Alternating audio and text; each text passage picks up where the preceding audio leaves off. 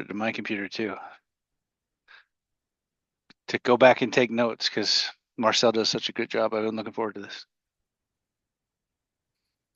No Yeah, pressure. No pressure. Let's Eric, defer judgment to the end, okay? And Eric, call so it. it looked like it signed me out of that link and it's not accepting my email, but we'll worry about that tomorrow, all right? Okay, back to the drawing board. All right. How are you guys doing today? Having Very good, just thank just as you. much Doing fun as good. we can handle. Yeah, right. The Utah Jazz hit a game winner the other night, right? You see that? Yeah, I saw that. Man, so I'm over here thinking we should be losing, but double overtime 3-pointer to win the game is always exciting, Laurie Markkanen's averaging 40 right now in the last three games. right? I feel bad because he's like in the prime of his career, and Yeah. and we're trying to hit the lottery again. But hey, man, they keep winning. We will not be lottery bound, so it'll be interesting. Gonna have So some interesting trades this off season. I More. see five people on the phone. There's Colin, there's Eric, there's Jared, myself, and then there's a 1484 number. The 484 number, that's me, Eric. Ah, okay. So you're in there like in the Zoom and on your phone. Correct. Okay, just wanted to make sure. Thank you. Eric's with the VAR helping us out on this one. Colin, before we get started diving into the numbers, to what extent does the organization use things like return on security investment, cyber risk quantification, etc., in order to assess proposed investments in cyber risk governance? Um, up until now, I don't think really we used it much. So we're taking a very heavy approach on increasing the security of Gentell over these next few months. So we recently had a change in leadership, and the person that was with us when we were a very small company, and when we grew, and we've grown tremendously over this last year, especially. Those same methods and ideologies kind of stayed the same, and so they're not really up to protocol or standards. And now, with that person no longer with Gentell, one of our first things is we need to really lock down on what we are paying for outside of like Proofpoint, other services we have. We're really trying to lock down and make sure that you know, we need their service, we understand the payments for them, and just basically trying to get a firm grasp on everything that we have going on regarding security and how we can increase it. So I think they haven't really done much of what you were referring to. And typically, when organizations go through something like this, they use a risk register or a risk assessment or a risk inventory. And that can be a very fancy tool, but it can also just be a spreadsheet or even a Word document with all the things that Gentel is interested in or wants to monitor from a security perspective. And most companies that I talk to have one of those risk registers. Are you managing all of these things through a risk register as well, where you identify what the assets are that are at risk, what the risks are, to what extent it is a low, medium, high risk, etc.? Yeah, we use Microsoft 365, and that will show us users at risk, users at high, low, and medium risk, all their sign-in attempts from where, all that sort of stuff. So, and then and we also have with the 365, we have Defender, which will show us where our weak points are, where we need to improve on, and like give us suggestions of policies we can put in place to better our security and everything. And that's primarily for the Microsoft environment, right? Yes. Because most companies have a somewhat broader view than that, and they look at everything, all data collections that they have, all cloud apps that they have, what the data repositories are that they have on-prem or in the cloud somewhere. So there's typically a list of sometimes up to like 250 things that customers track, that organizations track, whether it is in Microsoft 365 or any other, for instance, Salesforce or your production system or your financial system or whatever system it is. So that is something that is typically related to an implementation like NIST or ISO 27000, where a risk register is like the one source of truth for all the things from a cybersecurity perspective that Gentell is tracking, and that typically is sorted by severity and by likelihood. So, because that's really what we're trying to do is try and help quantify organizations like Gentell what the value is that they're getting from all of their investments, if you're really getting what you're paying for. If you have 7 controls related to one line item in your risk register, then that may be overkill. But if you only have one very fragile control or a vulnerable control or a single point of failure control on another line item in your risk register that is also near the top, then you may want to consider reinvesting some of that money in a solution, in a control that does a better job there. So that's the whole idea behind cyber risk quantification, and tying it into the risk register, the machine risk, the AI risk, the people-centric risk, etc., that Gentell is facing at this time. Cyber risk quantification, is that something that you're already doing, or is that something new? It's something new. I don't think we're doing it actively. Because cyber risk quantification is a methodology that has been around for about 22 years now, that helps organizations like Gentell model what the value is of the risk that they're running.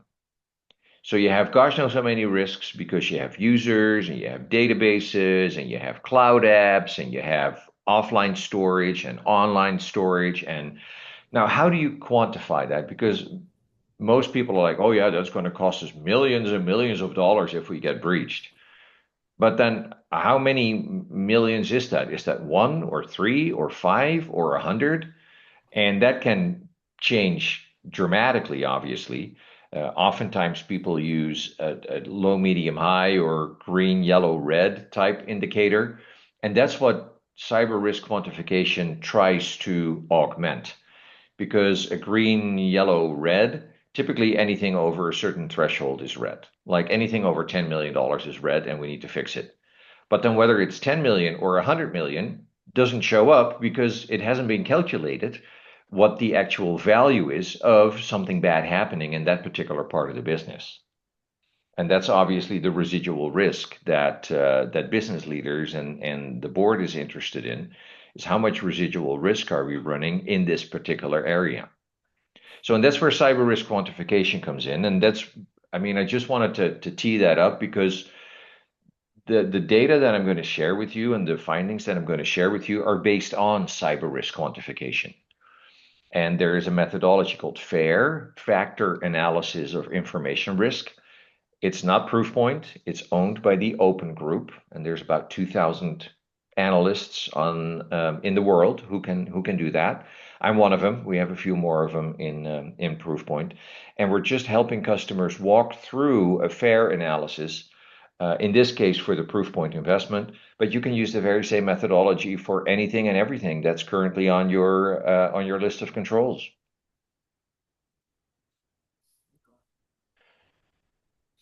Any I appreciate the ideas, breakdown. comments, suggestions? Is this overkill? Is this exactly the right thing? Is this, oh my gosh, this is Alice in Wonderland? What are these guys smoking? No, I definitely think we're in the right line of like what we want, and um, because like a breakdown like that would be very beneficial to us, especially to the executives in the company, because right now I think our executives are sort of caught up. They're not. Our executives aren't heavily informed of cybersecurity and not really like caught up to the standards and methodologies of it. And that's kind of where I'm coming in to try to break down and explain that to them and the importance of it. Ah, okay. Yep. Yeah, that makes perfect sense. So, so this is the FAIR model, factor analysis of information risk. Can you see my screen? Yes. And as you can see, it's owned by the Open Group. And according to FAIR, risk is always a dollar number from a given scenario. And it is based on the forecasted annualized loss based on a probable loss event frequency, how often it happens, and magnitude, how big it is. And how often it happens is a function of how often you are being threatened and how susceptible you are to those threats. And how susceptible you are to those threats is a function of how capable the threats are and how strong your resistances are. So those are all the factors that play a role in the loss event frequency. My phone is acting up here. I'm going to throw it away. The primary losses and the secondary losses combined make up loss magnitude. Okay.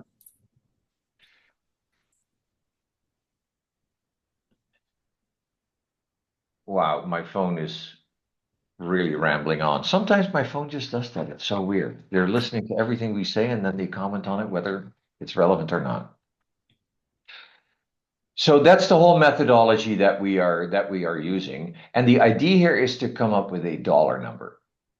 Because typical leadership is not interested in clicks or false positives or URL threats, or they just want to know, are we protected for the thing that exposes us most to financial losses? So this is typically, dollars is typically the language of the board and the C-suite, and not the archaic cybersecurity stuff that most people in cybersecurity have been living for gosh knows how long. Okay. So That was a great breakdown, by the way. it is it is open domain. So it is open source public domain, so you can just download it from Open Group. Again, it's not licensed or anything. The trainings are, and you can buy books and things like that. But the whole idea here is to start quantifying in a dollar number what it means. And then there's some information. How do you go about doing this? So what's the analysis process? How do you scope? So what's the asset that's at risk? What is the threat that is threatening the asset? What is the effect? Is that, and we typically use CIA, which is confidentiality, integrity, or availability of data. So ransomware is availability. A hack or data exfiltration is confidentiality, obviously. And then how do we calibrate that information? What are the 6 forms of loss so I can lose productivity? I can be caught up in a lot of response time. I need to replace my asset. I'm losing competitive advantage because intellectual property has been stolen. I need to pay through the nose because I'm getting fines and judgments left and right from civil, but also from criminal lawsuits. And then reputation damage. How many of my customers are going to walk away because they don't trust my data governance anymore? So it really is a very thorough process that we're trying to follow. And the reason why I'm saying that is we're not just making these numbers up, and every single data point that we use is traceable to something that's either uh, uh, an industry average or an analyst result or something in your own environment or something that Proofpoint Threat Research found or anything. So with that said, whom within your leadership chain needs to see what in order to say, oh, this is the right thing to do? Because we can come up with numbers until the cows come home. If it doesn't contain the number or numbers that they need to see, we're doing this all for naught. Yeah. Um, primarily it'd be our CEO, but then also like our entire executive team would also be involved. So that's probably 10 to 20 individuals that we'd have to express this information to and explain to them. I don't envy your situation. Oh my gosh, that's a lot of people, and everybody is looking at it somewhat differently, Yeah. with a somewhat different background and somewhat different stake, and oh my gosh, that's a big task. Has Gentell and the leadership of Gentell discussed or uh, I don't know, imagined a number that they use internally for the cost of a data breach? How much would it cost Gentell if a material data breach were to happen? Um, I can't give you, I don't think we've discussed numbers.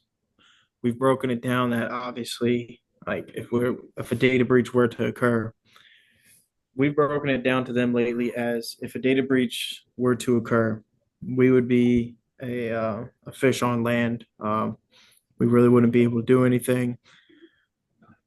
Um, we're going to lose a ton of money. Potentially, our whole business could be shut down within a day based off the type of breach it is. And Yeah. like we try breaking it down to them and the aspect of that Gentell can go completely underwater within a span of 30 minutes after a breach, and we wouldn't be able to do anything about it except for, you know, hope that our backups are in place and working actively and be able to get back and running. But like if we were a subject to a ransomware attack, we would probably lose at least Yeah. 10 million at least. And that number is very interesting. And if you get a chance when you talk to these executives, either one-on-one or in a group, I mean, what I typically do is I ask everybody, especially at the C-suite level, the executive team, what is the number you have in mind for the cost of a data breach? And then typically you get a lot of people who are like, well, I never even thought about it. A lot, but then is that $100? Because $100 for a latte is a lot, but $100 for a data breach is not. And then somebody else is like, no, no, no, it's 10 million at least. I mean, I talked to an airline the other day and I used the number of 10 million and they're like, nope, 20 million pounds. That's the number we're using internally. It was a customer in the UK. So it's interesting to see how wide the opinions vary of what a significant data breach would cost the company. And typically GRC teams like governance, compliance, and what's the other one? Risk teams. They typically have a number that they work with, or at least a range starting at like 1 million. 1 million is the low end, and then the most probable is 3 million, and then the high end is like 10 million, and it's tapering off after that, something like that. But that gives you a sense of whether the investment is actually worth what you're paying for it, because the value of the investment in any security is very much dependent on the value of what it is that you protect with it. I mean, if what you're protecting is not worth a lot, then why spend a lot of money protecting it? So those are interesting conversations to have. Yeah, and they're conversations I definitely need to have. Well, let us know how we can help, and I can also send some literature to you about how the industry in general does that these days, and just help you get some pointers. Only by standing on the shoulders of giants can we see further than they. So half of the stuff that I'm doing, I've learned from others and not invented myself. So inventing stuff yourself is highly overrated. So. Yeah, I mean, I'd definitely be interested in that. I can share my email or to you after this call to get those and be able to start reading them. Okay, great. And I think Jared has that as well. Do you, Jared? Yeah, no, I'll be happy to provide that for Marcel, Eric. No problem. Or So Colin, excuse me. the the calculation that we have done is on the screen with the numbers that we put together based on your situation.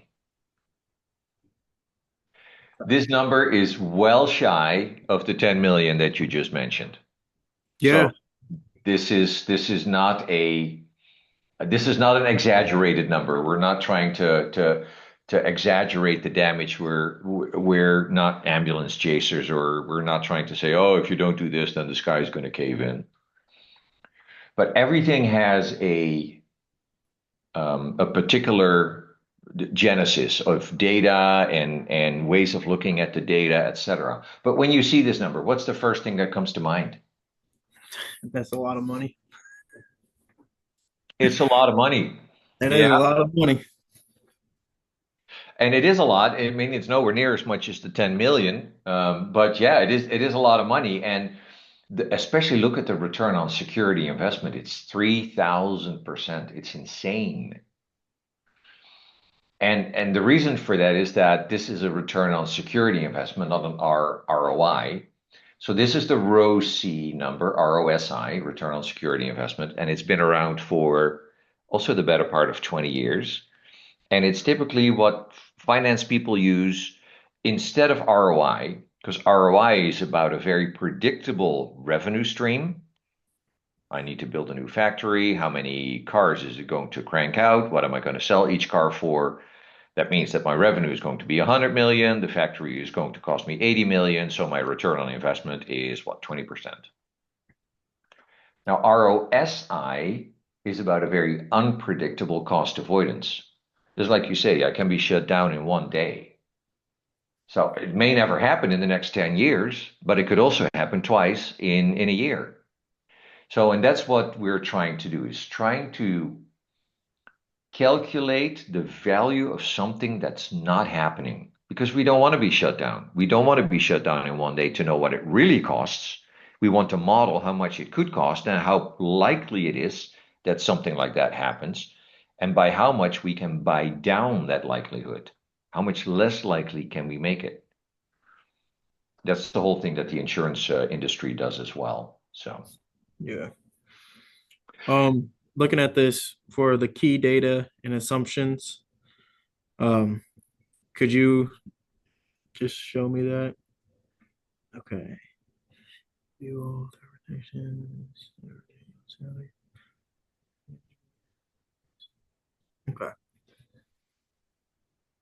And this is our guess. This just means you may use a particular component of the prime upgrade that you can now retire. And we said, let's say it's about $20,000 for an organization your size. This can be anything from $20 to $200,000, depending on what you're currently using that the prime solution would replace. Okay. Then this is the number of emails sent, and we saw that from the dashboard. So we have obviously restricted. Jared doesn't even have access to that, but we have access. I have access to the confidential data about the security environments of our customers. That's why I'm doing what I'm doing, and I can see, for instance, how many emails were sent over the last year. This is a complete guess.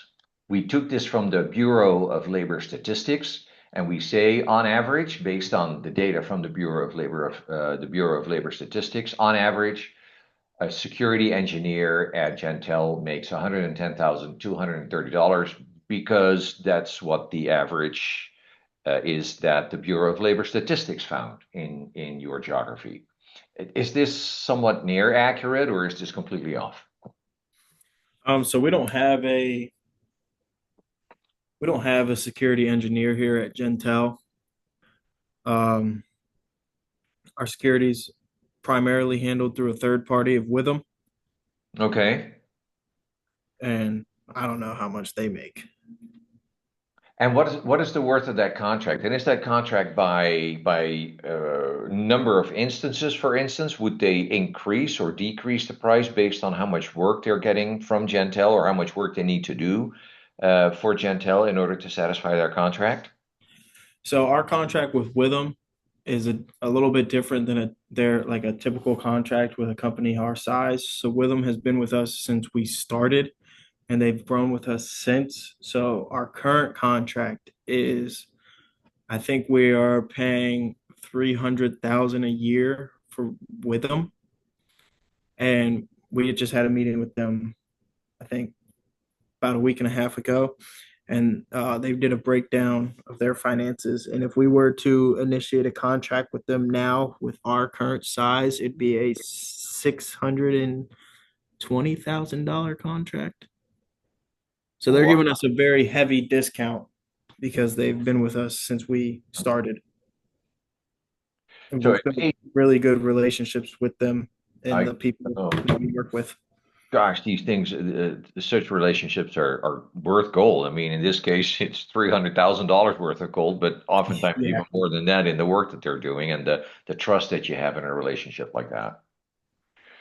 So what we could say is, you know what, you're not really saving a lot of work from an IT perspective. There could be other things involved because you may need to get involved, leadership may need to get involved if a data breach happens, etc. But preventing these things, we could say that's really not a factor. And then if that is the case, we can just back it out. We can just eliminate this from the overall financial picture. Yeah, I mean, if you want to use my salary as the example, I'm not a network and I mean, I'm not a security engineer, but I am my technical title is network security specialist because I Ah, okay. primarily work with the security and um, networking of the company. So, So, I mean, hopefully my next promotion can be a security engineer. there you go. So, So is this number, shall we just use the number of the Bureau of Labor Statistics and then see what happens? yeah, that's fine. So what we've included in the solution is security awareness training, account takeover, or sorry, collaboration protection, because you already have account takeover, I believe, Yes. and EFD commercial. And EFD is email fraud defense.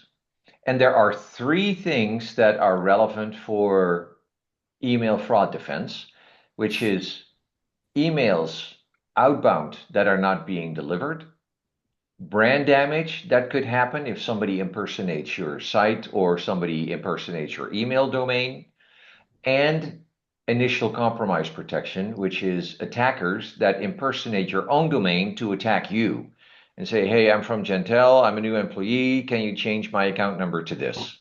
So in that case, they spoof an account from Gentell itself to attack Gentell and not to attack or siphon money away from a vendor or a customer. Are these things relevant, or which ones would you say are not really top of mind for you right now? No, I think all of them are relevant. All of them? I think all of them are relevant.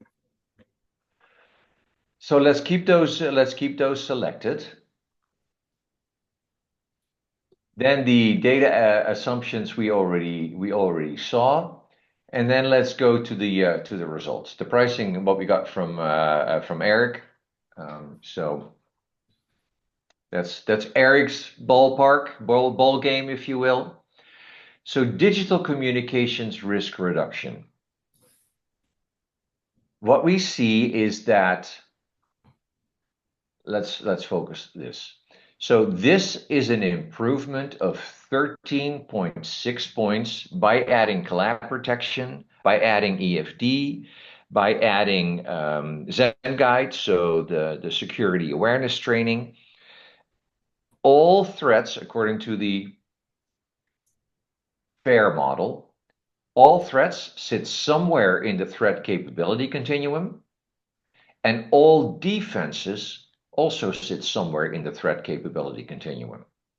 And the threat capability continuum goes from 0 to 100, where 0 is you can't hurt me. That's a baby throwing cotton balls at you. They may want to, but they can't hurt you. That's 0. I grew up in the era of that movie War Games. So a global thermonuclear war, I mean, that would be 100 on a threat capability continuum, because if that happens, just there's nothing you can do about it. And in reality, all threats sit somewhere in between 0 and 100, and all defenses, all resistance strength sits somewhere between 0 and 100. And it depends on what other controls you have in place, how mature your environment is, how disciplined your users are, all of these things. So what we typically take for the first version of a document like this is the threat research data that we get from all of our customers combined. So we don't single out a single customer. We just see what is the capable threat that could beat a certain control that a customer has implemented.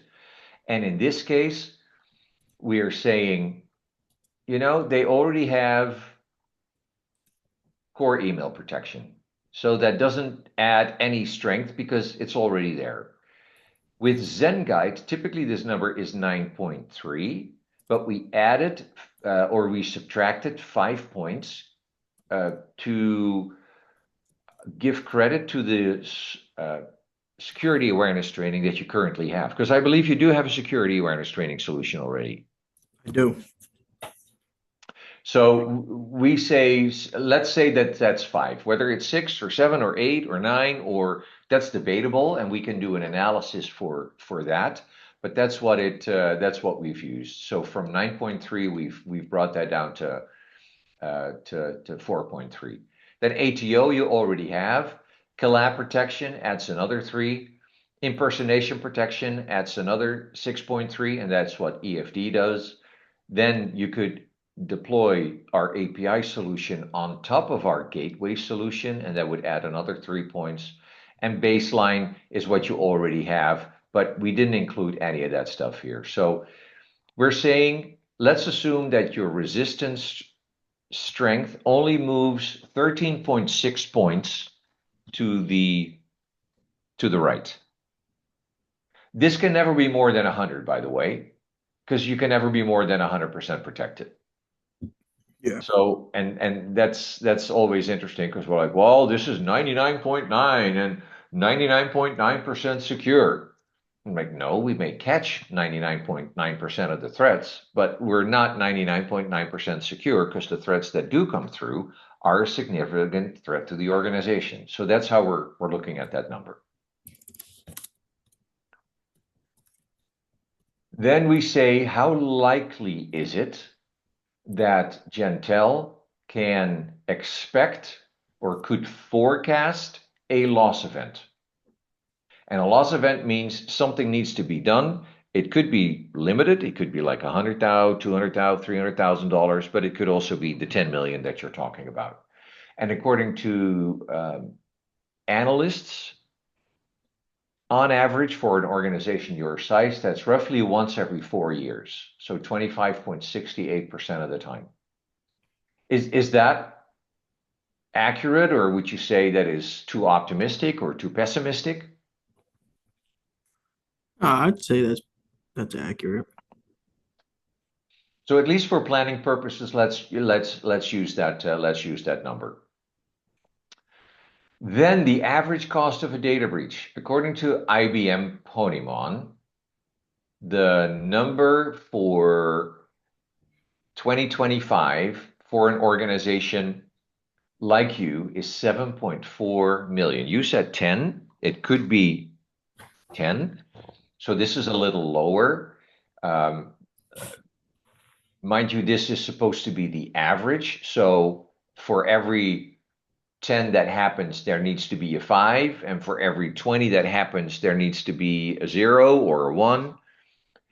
Does this number strike you as like really bad or realistic? I think that's realistic. So I think we all agree that it's bad because no one wants a data breach, but I think it's a realistic number. and then what we do is the benefit ramp means even if you acquire technology, implementing it is a different ballgame. And any and every vendor that says, you know what, you're going to get 100% of the value right out of the gate is not sincere because it takes time to implement it, to get to learn it, to adjust the processes, to build the rules, to build, etc. So we typically, for customers like you, we take a very conservative approach and we say in year 1, let's say you only get 85% of the benefit, in year 2, 90%, and in year 3, 95%. So, and then the calculation is simple. It's 25% times 13% times 7.4 million times 85%. So in year 1, your risk exposure reduces by $220,000, in year 2 by 233, and in year 3 by 246. Okay. Now, all this is for the Prime package, correct? All this is for the additional components of the Prime package. So it does not include protection tap trap. It does not include ATO because you already have that. So we didn't include that in the proposal because, again, you already have that. Okay. We can make one for the whole 9 yards. I think this is all right. Then impersonation protection. This is digital communications risk reduction. It used to be email, but now we're calling it digital communications because collab protection is part of it, and collab is not email, so we do want to include that as well. So that's why we renamed it to digital communications risk reduction. Now, impersonation risk reduction. Impersonation risk reduction means people are pretending to be me that are not, and my email is not getting through because people cannot verify that I really am who I say I am. And that's a DMARC failure, obviously. That's a DMARC issue. And then what we typically see is that emails that are being sent out by an organization are either transactional or promotional. A transactional email is a contract, an appointment, an invoice, and anything that has transactional value, whereas a promotional email would be like, you send out a blast to all your customers saying, we were voted the number 1 employer in our area, or we just won this and this award. And typically what we see is that 44% of emails are transactional. So of the 1,409,000 emails that you send out, 44% is transactional. Is that about ballpark figure, or is that higher, lower? I think that's good for right now. I want to say, yeah, I think that's a good number for right now. So let's use that. And then our EFD team sees that about 5% of emails are not being delivered to their recipient because they fail DMARC these days. More and more companies are required to do DMARC even for their insurance policies. So more and more companies are doing that. And if you fail DMARC, then emails are not being delivered. And if the email is not delivered, then obviously the transactional email cannot be acted upon. The invoice is not paid, the contract is not signed, etc. So that means that on an annual basis, out of the 1.4 mil, 44% is transactional, 5% is not delivered. So about 31,000 emails. And I mean, it's not a lot on 1.4 mil, but still, it represents value because nobody wakes up on a Tuesday and says, you know what, today's a good day to send out email just because I can. I mean, email has a reason. And then we want to improve that by 90%. So this 5 needs to go down to 0.5 in order for me to get to P is reject. That's the whole idea. To be DMARC compliant, we need to get this down below 1% because I don't want to have legitimate emails bounce. Yeah. And then we say, let's assume that the lost revenue per transactional email is $10. And that's a number that most organizations do not know. Because how much is an email worth? It's really hard to say, isn't it? Is it $1? Is it $10? Is it $25? Well, we're sending out emails every day, and that's so weird because we never figured how much an email would be worth. Well, we know what an email is worth if it's not delivered, because if an invoice is not paid, then obviously we need to go to collections, or we'll never see that money, or so. But for now, we use $10 for a transactional email that is not delivered, and a promotional email, I think we just use $1. Okay.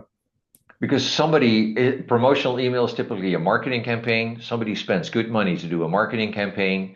And if 5% of the marketing campaign doesn't even get delivered because it feels demarked, then that's 5% of that campaign's investment down the toilet. So, and that's how we approach all of these things, which is frequency times magnitude, and that equals the total. And we do that for the monetary value of emails that are being delivered or not. Business people need to follow up on emails that are not delivered. So we say 31,000 emails are not delivered, and people need to follow up on that. So let's say that it takes 10 minutes for people to pick up the phone and say, hey, you haven't paid your invoice, or hey, is that appointment confirmed? And this means 5,166 hours, and that's like, I don't know, 2 or 3 people in the organization out of your entire list of employees. It would take about three to four people. Their man hours or person hours are wasted because they need to follow up on emails that are not being delivered. And how many employees again do you have in the organization? We have about 900. 900. So this would mean what, 500, 600 per employee per year. So out of just 6 hours per employee per year. So that's not an insane number. Is this too high? You said, is that too high? Yeah. Nah, I think that's about right. So then let's use that number, and then not everybody following up is a cybersecurity engineer, and we're in the right line of business because security engineers make a lot more money than the average employee. According to the Bureau of Labor Statistics, the average employee only makes 39.68% of the salary of a security engineer. So we took the salary of the security engineer, and we added 30% benefit, payroll taxes, workplace, IT support, all of that stuff.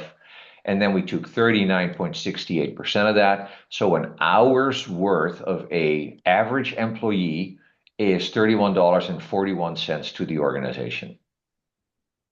So again, we're taking $30 for an employee for an hour is, in my view, definitely not overestimated. Yeah. And then the last thing is impersonation sites. So somebody saying, hey, I'm Gentell, and then I'm Gentell with 3 L's, or I'm Gentell-us.com, or so impersonation sites, either from a web traffic perspective or from a email perspective. According to our takedown team, an organization like Gentell can expect on average 1.6 of those things to pop up every year. So for large organizations, this runs in the hundreds. One of our customers has 200, a little north of 200 impersonation attempts every year. So it just depends on how juicy the loot is, if you will, how easy it is, how susceptible the organization is against that. Then we say it takes about 75, or it's about 75% successful to take those down, because this is a boatload of work to connect with the registrars and the hosters and what have you. And then we say, let's assume that if a site was allowed to continue with their impersonation without Gentell doing anything about it, it would siphon off about $100,000 per year. It could be way more than that. What again is the overall revenue ballpark figure for Gentell? Oh, overall revenue. Yeah. Uh, Give me 1 second. I'll be able to get that number for you right now. Because obviously this is just a business number, and if the revenue is like, I don't know, $50 million, then 100K is minimal, but it is still real money. Yeah, I just want to make sure I give you an accurate number for this. So give me 1 second. I'll be right back. Thank you.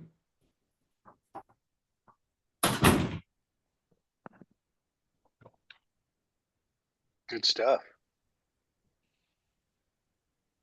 All of the data is supported by real numbers, and wherever we make an assumption, we're very clear about it. We don't want to create any Ambiguity. appearance or ambiguity of trying to make it look worse than it is, or trying to make it look better than it is, if you will. Sure. That's great.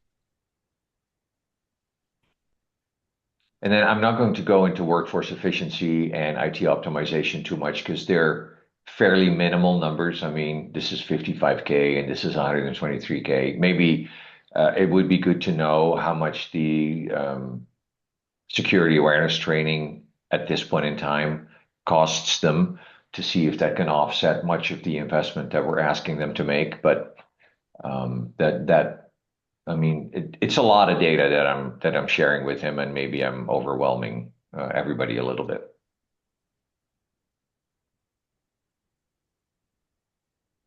Oh, I think it's great.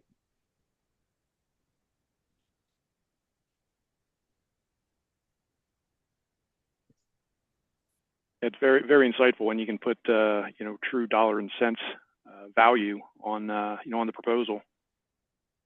And that's the whole idea, because I would bet my shoelaces that nobody at Gentell has ever seen a number like this before, associated with the value of an investment that they could be making in cyber risk governance.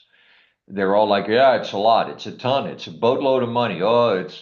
But it's really hard to quantify that. And for one person, a boatload is what is a fairly small amount for somebody else. So that's the whole idea behind cyber risk quantification, is give it a number. Don't you say it's big, don't you say it's red, give it a number. All right, I got a accurate number. Okay, so that number is It's about 128 million a year. 128 million per year. Yeah, that was last year's. This year will probably be way higher because we acquired 2 companies this year. Wow. So would 200 million or 150 million, would that be a good number? Yeah, I think 150 million probably be best for right now. So this number, 100,000, let's say that a bad actor were to impersonate Gentell for an entire year, the number of potential damage of 100,000 would be like almost ridiculously low based on the 150 million that you generate. If somebody were able to send out emails on your behalf and siphon away customers on your behalf, and so the $100,000 is woefully underestimated, I would say. Yeah. So if we add all of these things up compared to the revenue, I mean, this is still not a lot. It's 2 million over 3 years. So it's what, 800,000 per year. And on your $150 million annual revenue, that's what, 0.05%? Yeah. And the reason why I go this way is that because the investment is so small compared to the benefit, and we just concluded that the benefit is not ridiculous. I mean, all of the numbers that we talked about make directional sense. They are either from you or they're from the industry or from analysts, or where we make assumptions, we clarify them, like the $100,000 for a website. The board could say, you know what, if somebody were to impersonate us, it would cost us at least $1 million. So we then change that number to 1 million. And all of a sudden, this number grows to $5.4 million. So everything is calculated immediately when we make a change, because the conversation about this data is often more important than the calculation itself. Because if people don't believe the input, the output is meaningless. Yeah.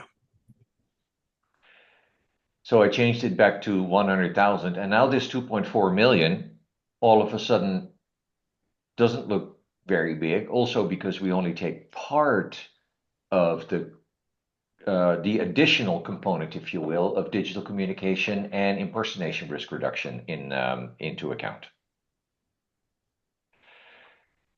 This was a boatload of data. Is this helping you at all? Yeah, this is helping me. So if we share this in a draft format, I mean, would you be able to use it or use parts of it? Oh, yes. Yes, I definitely would. And maybe it could also point you to doing this for other investments, completely separate from Proofpoint. Because I mean, we do a lot, but we don't do everything in cybersecurity. So you could use this for other investments as well. What does that show? And then maybe compare them one against the other. So. Yeah. Yeah, this is definitely beneficial. So Jared asked me to share this with you today.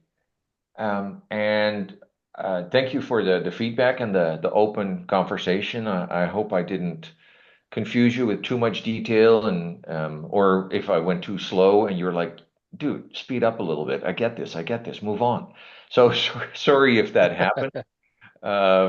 Just let us know how we can help you further to get the approval done for the first the assessment, the discussion, and then the approval done for the additional controls that Prime offers.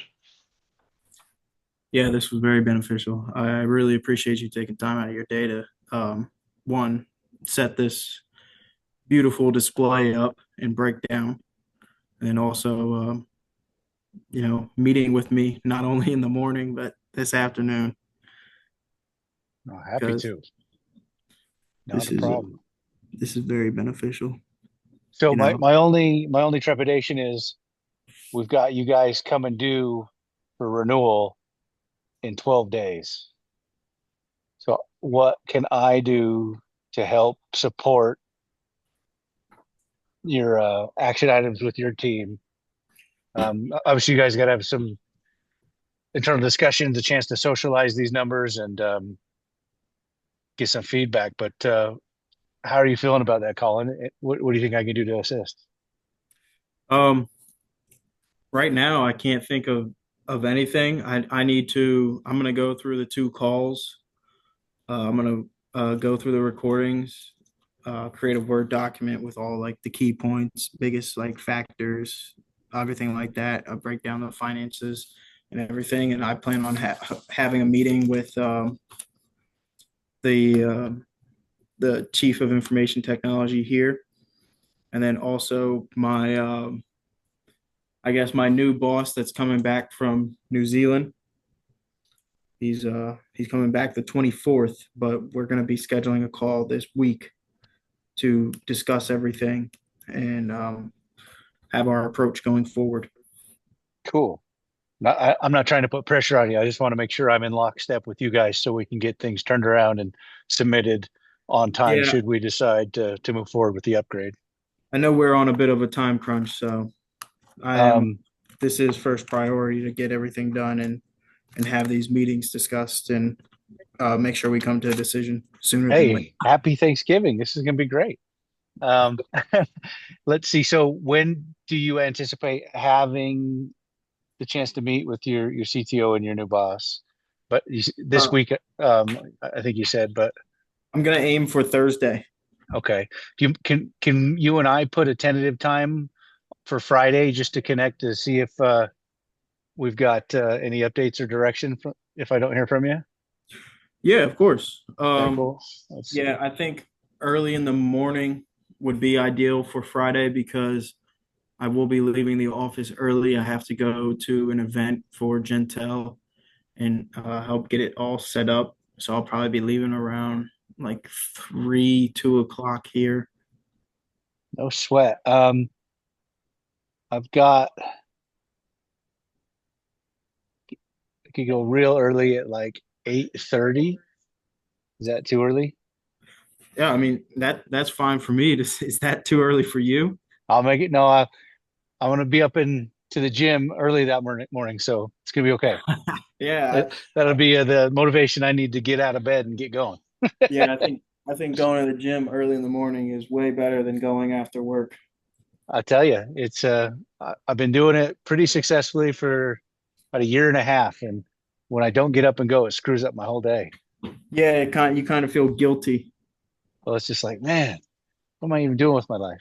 Yeah, yeah. I've had those. I had that happen last week. It was Thursday, and I set my alarm, and I usually get to the gym around 5:30 my time, and I'm out by 6:37, depending on the workout I have planned for that day.